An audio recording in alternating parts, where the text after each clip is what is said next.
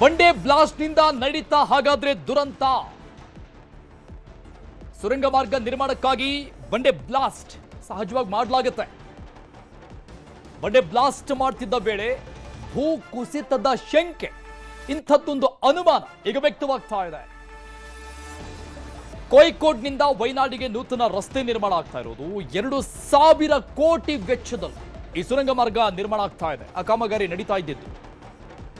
ಅವಳಿ ಸುರಂಗ ನಿರ್ಮಾಣದ ವೇಳೆ ಭೂಮಿ ಕುಸಿದಿದೆ. ಆದರೆ ಸುರಂಗ ಮಾರ್ಗ ಮಾಡೋದಕ್ಕೆ ಆ ಮಣ್ಣನ್ನ ಕೊಯ್ದು ಅಥವಾ ಅಲ್ಲಿ ಏನಾದರೂ ಕಲ್ಲು ಅಡ್ಡ ಬಂದಿತ್ತು ಅದನ್ನ ಬ್ಲಾಸ್ಟ್ ಮಾಡೋದಕ್ಕೆ ಮುಂದಾದಾಗ ಲ್ಯಾಂಡ್ ಸ್ಲೈಡ್ ಆಯ್ತಾ, ಗುಡ್ಡ ಕುಸಿತ ಆಯ್ತಾ ಅನ್ನುವಂಥ ಅನುಮಾನ ಇದೆ.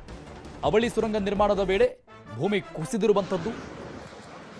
ಕೋಳಿಕೋಡ್ನಿಂದ ವೈನಾಡಿಗೆ ದೂರ ಮತ್ತು ಪ್ರಯಾಣದ ತೊಂದರೆಯನ್ನ ಕಡಿಮೆ ಮಾಡೋಕೆ, ಬಹಳ ಕಡಿಮೆ ಮಾಡುವಂಥ ಉದ್ದೇಶದಿಂದ ಈ ಒಂದು ಯೋಜನೆಯನ್ನ ಮಾಡಲಾಗ್ತಾ ಇದೆ.